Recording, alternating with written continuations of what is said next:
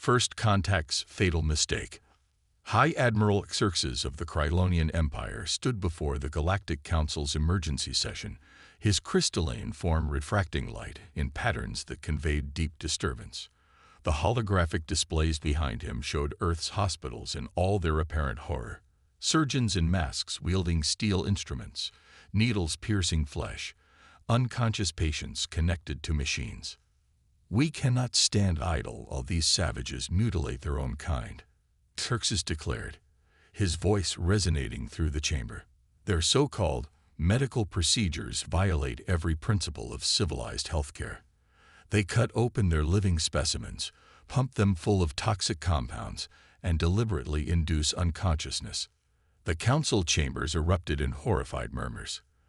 The Krylonians, whose own medical technology had evolved to use pure energy manipulation and quantum healing, found Earth's surgical practices barbaric. Their surveillance had documented thousands of torture centers across Earth, where humans willingly submitted themselves to these procedures. Dr. Sarah Chen was performing a delicate neurosurgery at Massachusetts General Hospital when the first attack came. The Krylonian ships appeared without warning, their massive forms temporarily blocking out the sun. Their energy weapons were precisely calibrated to disable what they perceived as instruments of torture: surgical equipment, diagnostic machines, and life support systems. "Code Blue, all departments," Sarah shouted as her oar went dark.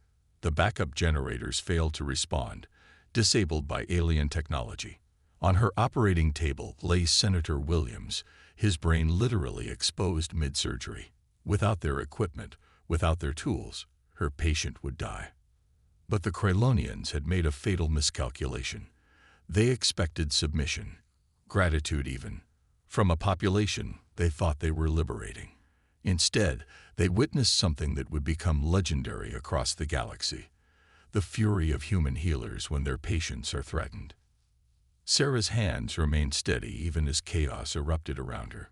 "Get me the manual bone saw from the emergency kit," she ordered her team. "And find every battery-powered light source in this building." The Krylonians didn't understand. Human medical knowledge wasn't dependent on their technology. It lived in the skilled hands and determined minds of every healthcare worker. Across the globe, similar scenes played out. In Mumbai, Dr. Rajesh Patel delivered a baby by flashlight. In Lagos, Nurse Joy Adebayo kept her pediatric patients alive by manually pumping ventilators. In London, paramedics carried patients upstairs when elevators failed, refusing to abandon those in their care. The Krylonian ground forces who entered these hospitals, expecting to find grateful prisoners, instead encountered something their intelligence had never predicted: the absolutely unwavering determination of human medical professionals. They found doctors and nurses using centuries-old techniques when modern equipment failed, medical students forming human chains to carry supplies, and patients' families standing guard with anything they could use as weapons. What the Krylonians failed to grasp was fundamental. Humans had not developed their medical practices out of cruelty, but out of necessity and compassion. Every primitive procedure they witnessed represented thousands of years of human ingenuity in the face of suffering, of refusing to accept death as inevitable. In the White House Situation Room, General Michael Hayes watched the chaos unfold. As both a military strategist and the son of a trauma surgeon, he understood something critical. The Krylonians had just made the worst possible first impression on humanity. They hadn't just attacked military installations or government centers. They had attacked our healers, our protectors, our most vulnerable.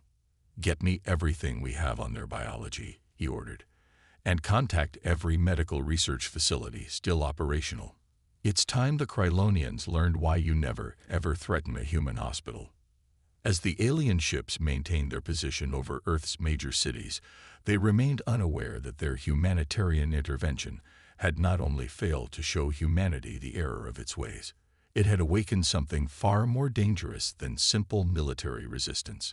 They were about to learn that human medical knowledge could be turned to other purposes, that the same hands skilled at healing could also identify with surgical precision exactly how to cause an enemy's body to fail. The humans had a saying that the Krylonians were about to learn. First, do no harm. But there was an unspoken corollary to that ancient oath. Unless someone threatens our patients, then all bets are off. The angels take flight. Colonel Alexandra Doc Martinez stood before 100 of the most lethal medical professionals ever assembled. The underground facility at Fort Detrick had been converted into the headquarters of Operation Nightingale in less than 48 hours after the Krylonian attacks began. Every person in the room had been hand-selected. Combat medics who'd performed surgery under fire, epidemiologists who'd contained deadly outbreaks, trauma surgeons with decades of experience saving seemingly unsalvageable patients. They weren't soldiers who'd learned medicine. They were healers who'd mastered warfare. The Krylonians think they understand human medicine. Martines addressed the gathering. They see our procedures as brutality. Today, we're going to show them what actual medical brutality looks like. Behind her, screens display the initial analysis of Krylonian physiology, pieced together from fallen soldiers during their hospital raids. Their crystalline bodies operated on principles vastly different from carbon-based life, but that didn't matter. Human medical science had long since transcended being limited to human patients. Dr. James Chen, formerly of Johns Hopkins' Xenobiology Department, stepped forward. Their bodies maintain integrity through a network of energy channels, similar to our circulatory system. Disrupt these channels. He paused, allowing a thin smile. Well, let's just say their bodies make fascinating wind chimes. The assembled medical professionals didn't laugh. They took notes. In the labs below, Dr. Fatima Al-Rashid, a pioneer in nanomedicine, was already adapting human medical nanobots for a different purpose. They wanted to shut down our medical technology, she muttered, watching her creation through an electron microscope. Let's see how they like it when their own bodies betray them. The angels, as they came to be known, trained relentlessly. They learned to combine their medical expertise with military tactics. A cardiologist could now identify the exact frequency to disrupt a Krylonian's energy core. Trauma nurses practiced techniques to rapidly destabilize crystalline structures. Radiologists discovered that modified X-ray bursts could scramble Krylonian communication networks. But it was Dr. Sarah Chen, the neurosurgeon from the initial attack, who made the breakthrough. She'd noticed something during her manual surgery when the Krylonians cut power. Their energy weapons had specific frequencies designed not to harm organic tissue. They're afraid of killing us, she explained to Martinez. Their whole attack pattern is based on minimizing what they perceive as harm. We can use that against them. The plan that emerged was elegant in its simplicity. The angels would strike not as soldiers, but as medical professionals. They would approach Krylonian ships under the guise of humanitarian negotiation. After all, wasn't that what the Krylonians claimed to want? The first mission was launched 3 days later. A medical transport, clearly marked with the Red Cross, approached the Krylonian flagship over New York.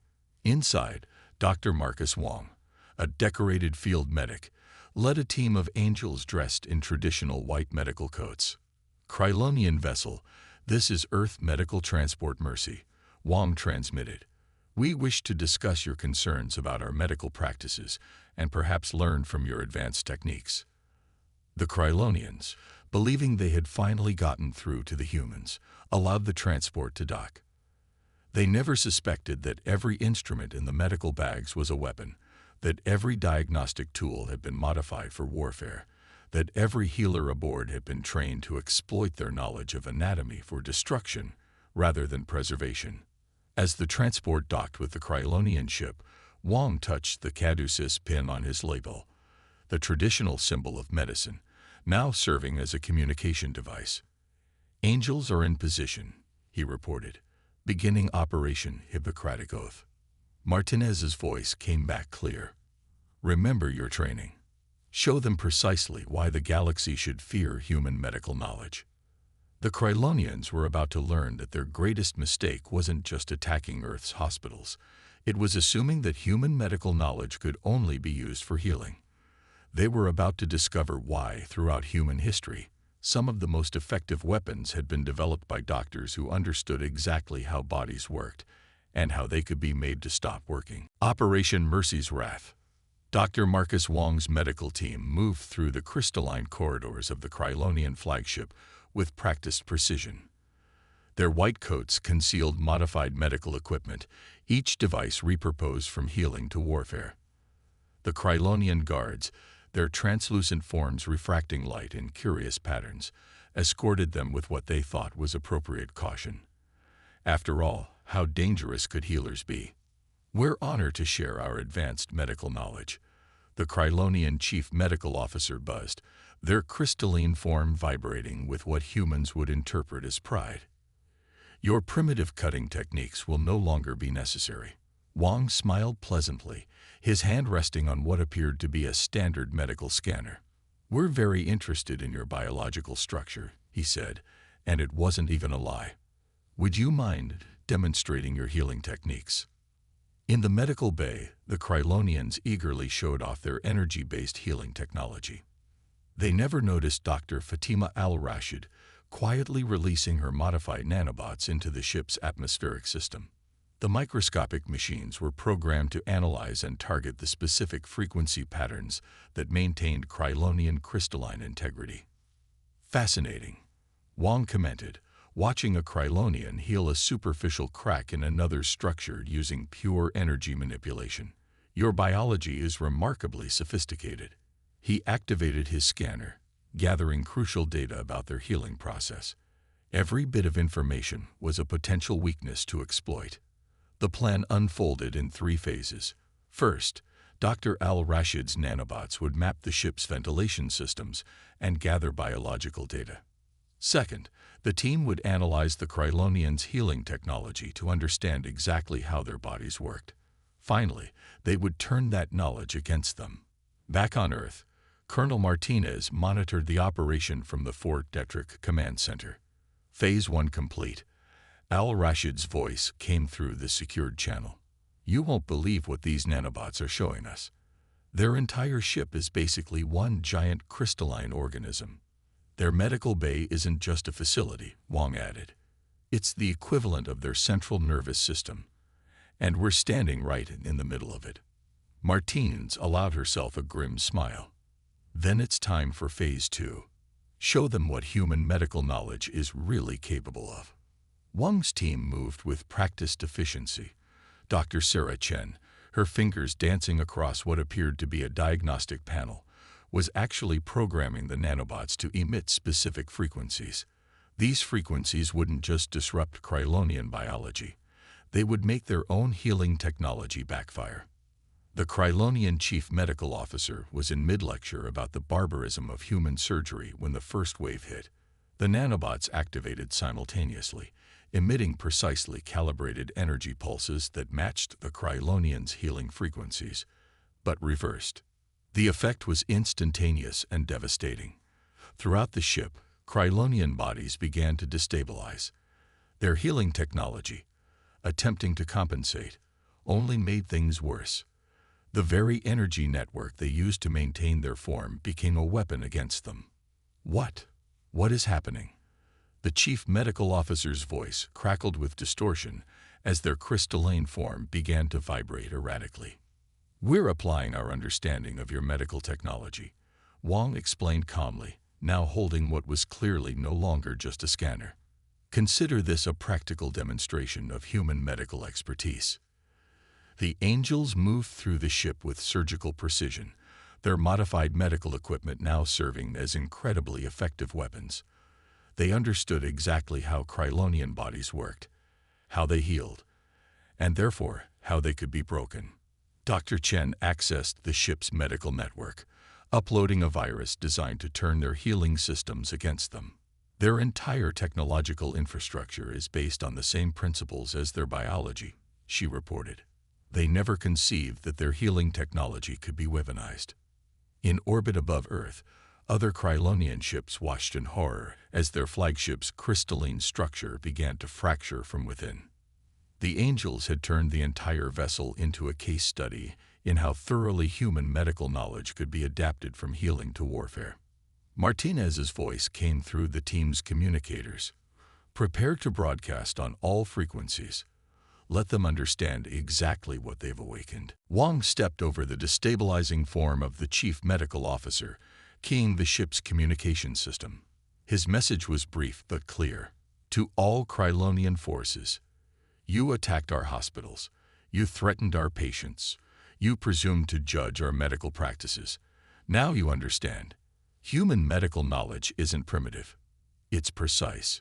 It's adaptable. And when necessary, it's lethal. This is your only warning. Withdraw or learn exactly how much damage doctors can do when we choose to harm rather than heal. The anatomy of victory.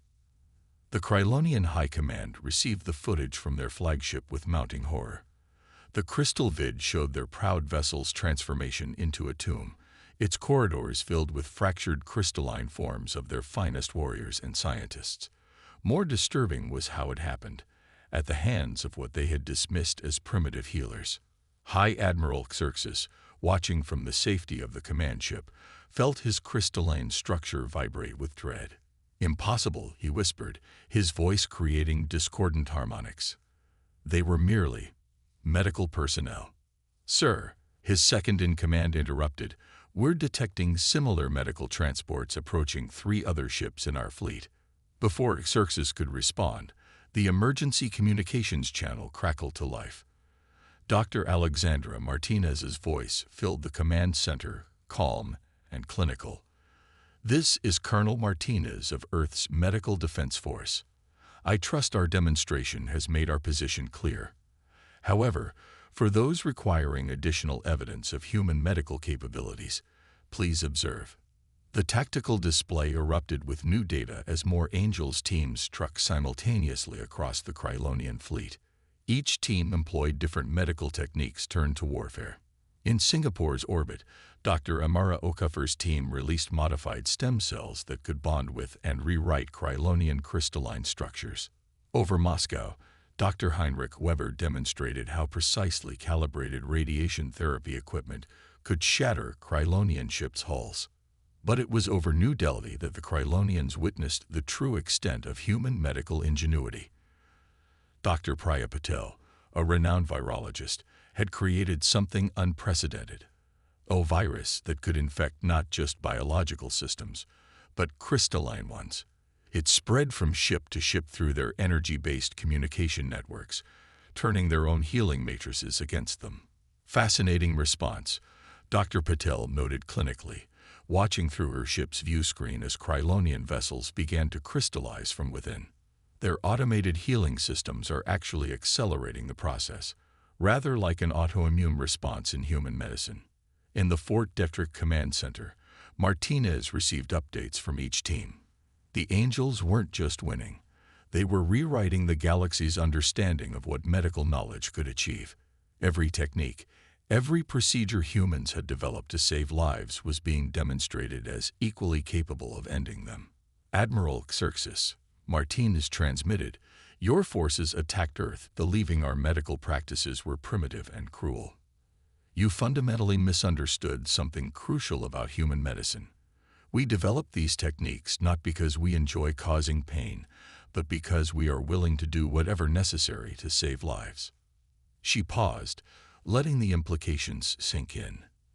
Now consider what those same techniques can do when we repurpose them. Every surgical procedure, every treatment protocol, every healing methodology we've developed can be reversed. We understand anatomy, both yours and ours, well enough to heal or to harm. The Krylonian response fleet was in chaos. Ships that weren't already compromised were trying to maintain formation, while watching their sister vessels succumb to what appeared to be medical sorcery. Their own healing technology, the pride of their civilization, proved worse than useless. It amplified the Angels' attacks. Dr. Wong's voice joined the transmission from his captured flagship. We're prepared to demonstrate additional applications of human medical knowledge.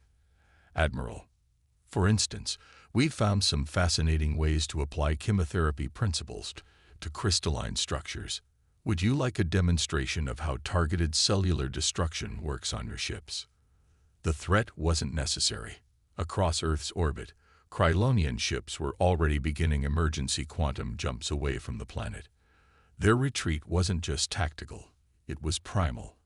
The kind of fear that comes from realizing you've not only underestimated your enemy, but fundamentally misunderstood what made them dangerous. As the last Krylonian ships fled, Martinez addressed her teams. Stand down attack protocols. Prepare medical assistance for any remaining Krylonian survivors. After all, she added with a grim smile, we are healthcare professionals. The message spread quickly across the galaxy. Humans were not to be judged by their apparent technological level. Their medical knowledge, developed through millennia of fighting death itself, made them uniquely dangerous. They could heal the most grievous wounds, or inflict them with equal precision.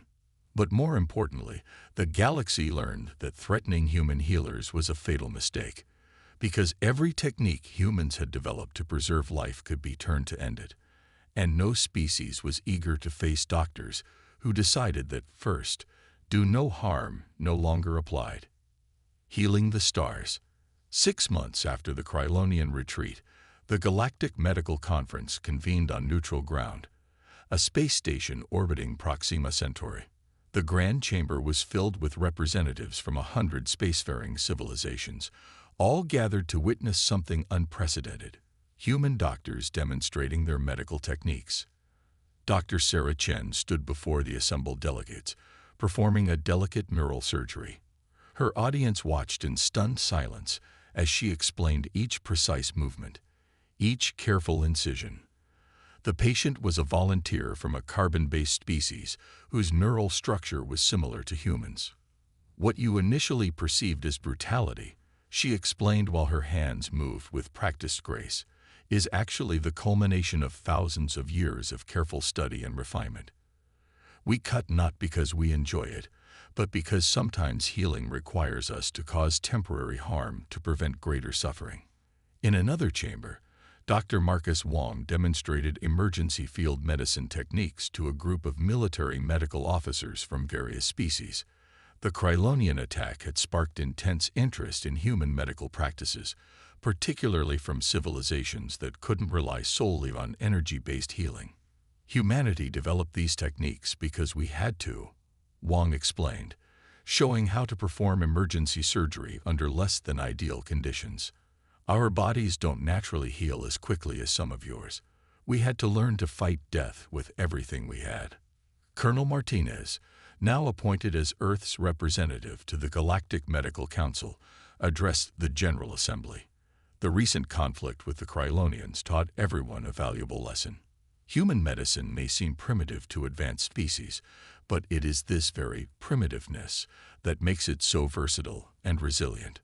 She gestured to the various demonstrations happening around the station. We can perform surgery by flashlight if our power fails. We can deliver babies without technology if necessary. We can splint broken bones with whatever materials are available. And yes, when threatened, we can turn every bit of this knowledge into a weapon. The Krylonian representative, a newer, more diplomatic individual named Six, rose to speak. We admit our grave error in judgment. What we saw as barbarism was actually adaptability. What we perceived as cruelty was determination to preserve life by any means necessary. Dr. Fatima Al-Rashid's presentation on human nanotechnology drew particular interest. She showed how the same nanobots that had been weaponized against the Krylonians were now being adapted to help species with crystalline biologies heal more efficiently. This is the true nature of human medicine, she explained. We develop these techniques to heal. Their potential for warfare is secondary, a safeguard we hope never to use again. The conference marked a turning point in galactic relations. Human medical knowledge, once dismissed as primitive, was now recognized as a unique and valuable contribution to galactic medicine. The angels, no longer needed as warriors, became teachers and innovators, sharing their techniques with other species, while learning from their advanced technologies in return. Earth's hospitals, fully restored and enhanced with carefully integrated alien medical technology, became centers for interstellar medical training. Doctors from across the galaxy came to learn human surgical techniques, while human physicians studied energy-based healing and other advanced methods. Martinez stood at the conference's closing ceremony, watching representatives from dozens of species mingling and sharing medical knowledge. A young Krylonian approached her, their crystalline form shimmering with what she now recognized as respectful attention. "We have a saying," the Krylonian said, "that the greatest wisdom comes from acknowledged mistakes. Your people have taught us that true healing transcends technology. It comes from the determination to preserve life, no matter the cost." Martinez nodded. "And you've taught us that there's always more to learn, always ways to improve our healing arts." She paused, looking out at the gathered medical professionals from across the galaxy. "Though I hope we never again have to demonstrate the other applications of our knowledge." The message that spread across the galaxy was clear. Humans were no longer seen as primitive practitioners of medicine, but as masters of a different kind of healing. One born of necessity, refined through determination, and proven in both peace and war. Their techniques, once mocked, were now studied. Their hospitals, once targeted, were now protected. And the angels, those healers who had turned their skills to warfare when needed, returned to their true calling, saving lives, no matter the species, no matter the challenge. They had proved that human medical knowledge could be a weapon when necessary, but its true power lay in its original purpose, the unwavering determination to preserve life in all its forms. The galaxy had learned its lesson. Human medicine might sometimes appear brutal, but its practitioners were capable of both extraordinary healing and devastating warfare. The choice of which to demonstrate would always lie with those who dared to threaten Earth's healers.